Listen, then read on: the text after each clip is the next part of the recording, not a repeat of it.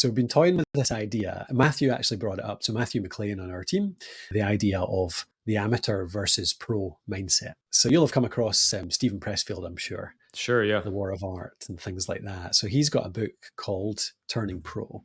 It's all around moving from that, I'm an aspiring writer, to, no, I am actually a professional writer and this is what I do with it. And it's the mindset that goes along with that. And I think a lot of this can apply to podcasting as well. I've got a few points here. And one of them is you have writer's block. Writer's block. Do professional podcasters get writer's block? I would bet less so is what I would say. And I'll just say that one thing that like we coach our clients on is kind of batching ideation and research from recording, because the hardest possible thing is come in here and it's Thursday and this is podcast day. I got to turn this thing on and talk for 20 minutes because I got an episode that's going out next Thursday. Like that's just so daunting and it's so unfair to you as a creator. But if you go, okay, cool, I'm going to spend all of next Tuesday to research the 4 episodes I want to publish this month. And you get the topics and you go on social and you research, you see other shows in your space to get inspiration and all this kind of stuff. Then like you've used that kind of side of your brain for that purpose. And then you can script and research and invite guests and all that kind of stuff. So I think that professionals have mechanized that a lot better than, you know, us as amateurs. I consider myself an amateur still. Well, it's trying not to be arrogant about it though, isn't it? This isn't, the thing isn't around saying, oh, you're an amateur. It's around how you move your own mindset, like how you encourage people, I think, to move their own mindset towards, you know, if you want to make your content work for you, if you want to build a business around this, you want to make an impact with it, whatever your goal is, you need to take it seriously to at least some extent. You need to actually start thinking of it as your work, like your calling, your work, your professional, endeavor, whatever you want to call it. So I think that's a big part of it, is just that kind of concept. So it's not to denigrate anyone at all. It's just to try and, I suppose it's a way of trying to recommend how people see it. And I think that's a really good point around, that's exactly how I see it actually, around writer's block. Like for us, it's podcasting. You set a time in the calendar and that's when you record a podcast. For writers, the difference in writing often is writer's block comes along because you kind of rely on inspiration, or you rely on the muse to strike you, or you think, I need to be in the right mood for it. But a professional just gets down and writes it. A journalist does not have that luxury. Okay, they take it more towards the media side, like us, a news broadcaster, a live show producer, or whatever. You just have to get on with it and do it. And as soon as you have it systematized, mechanized, like you're talking about there, you just get into it and you do it. And I think one of the biggest things for me is moving towards that. You have like a slot in a calendar every single week where you plan and record your pod. And even better, like you're saying, you've already planned it actually in a much bigger activity in the past. And actually your calendar event is just you sit down to record it potentially. Yep, 100%.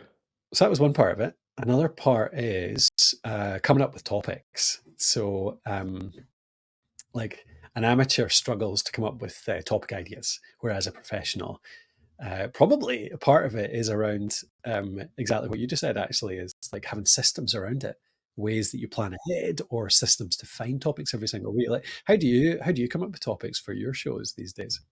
Yeah, really transparently, I haven't published an episode of my podcast, which has 330 something episodes, in over a month, because I've just been busy. I've also just like had creative block, I guess. So like history of my podcast is called Rogue Startups. I started it as a wantrepreneur. It was an interview show. My third guest ended up becoming my co-host for like 280 episodes. After that, he was like, okay, this is good. Like 6 years, this is good enough. I'm out. I picked it up from there and did about half solo episodes and about half interviews with folks like yourself. Been on the show recently. And to be honest, I'm kind of just like, in a creative block right now because Yeah. I don't want to make just an interview show because I think it's hard kind of go into Jay's about how professional he is and how good they are. This format is really cool. I quite like this. But I just haven't I haven't had the vibe, as my 14-year-old daughter Yeah. would say, about how I can create really interesting, meaningful content on the podcast these Mhm. days. And I'll talk. My next thing is a content format that's really inspiring. Ah, cool. But yeah, I don't know. Like, interestingly, I don't feel guilty at all about it because I kind of am like, I'd rather not do anything than put out crap Yeah. because I think it's worse. Maybe it's worse. I don't know, but I don't have an answer. Like writer's block or creative block. Like I definitely am experiencing it in almost a subconscious way right now. Mhm, mhm. I think that really applies to this, doesn't it? Because it's the choice to when you're not 100% confident in what you are creating, when the ideas aren't flowing, then take a break. That is totally fine. I don't think that constitutes like being an amateur versus a pro or whatever. Like a Mm, pro probably knows when to take a break. They know that they're at the end of the current yeah, cycle of what they're doing and that it's okay to take a couple of months off and know that you're going to come back to it in the future. And yeah, but that's interesting. Yeah, I've gone through that. I mean, I've had that many times as well. We recently went through that with Podcraft, our other show, because the format was always we just picked a big topic and we dived into it for a season and we create essentially a course, like an audio course around a topic for yeah, a season of our podcast. And we just kind of it ran its course and we took a few months off with that one. But now we're back with more of a variety show that we're really enjoying actually. So yeah, I think cool. there's cycles of content creation in that sense. So yeah, that's great. Yeah, yeah. I'm sure it'll come I'll tell back you for the you one too. thing that like I definitely would coach someone to do that I have not done is like I need to record a 2-minute episode and be like, hey, I'm not dead. The show is here. Here's what's going on with me. And I'll probably do that right after we hang up today and then just publish it Yeah. because the worst possible thing is just ghosting your audience. And so, Yes. I feel guilty, and that's probably why I haven't done it. Yeah. Yeah. Yeah. I mean, there's no harm in getting in and doing a three. You've done some short episodes like solo stuff as well, haven't you? I've quite enjoyed them actually. So yeah. Yeah, I have. I have. Yeah, they're hard. They're really hard.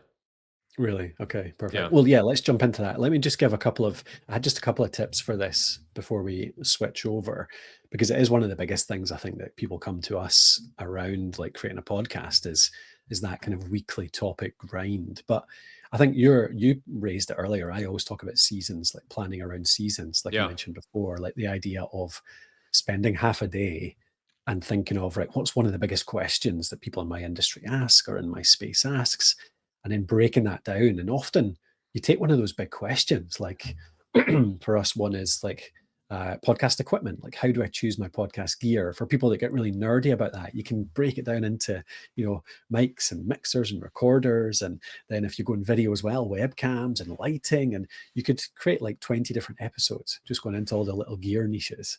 And Yeah. so just with an hour's worth of planning, you can end up with 20 episode ideas based on that. And I always think that's a great idea, a great way to go through it. And you mentioned that as Yeah. well. And the other is just actually having systems around this. Like in our new version, I've actually set up a dashboard that brings in news, trends, current events that lets me curate like an up-to-date trends-based episode really simply. So tools Mm. like Feedly and Instapaper to grab articles as I see them, and I can bring in like 20 different RSS feeds into Feedly, but then bookmark them when I want to actually Oh, queue neat. them up for Yeah. an upcoming episode. Things like Stoop, so newsletters I've always struggled with in the past, but I found a tool called Stoop Inbox, which is basically an email inbox, but just for newsletters. So then suddenly it's really easily to actually keep track of those, as opposed to them all being in your main inbox and then just going absolutely Right. mental, Just like trying deleting to them all. find the damn things. Exactly. Yeah. Yeah. So I think so if you're a trends-based show, like having those systems is really important as well. Yeah, just two things that I thought of there. Like with Yep. the topic ideation, like it's a great application of or a great way to use ChatGPT or Claude or whatever. You know, hey, Yeah. I want Yeah. this is my pillar is podcast gear. Give me 100 topic ideas, and it'll give you 100, and like 20 of them will be garbage, but you got 80, and you can go and kind of filter from there. Like that's probably the biggest way I use AI these days. It's just like ideation and lists and feedback and things like that. Um, Yeah. Yeah. on the topic ideation side, a person Mhm. who I've looked to quite a bit on this is Justin Welsh.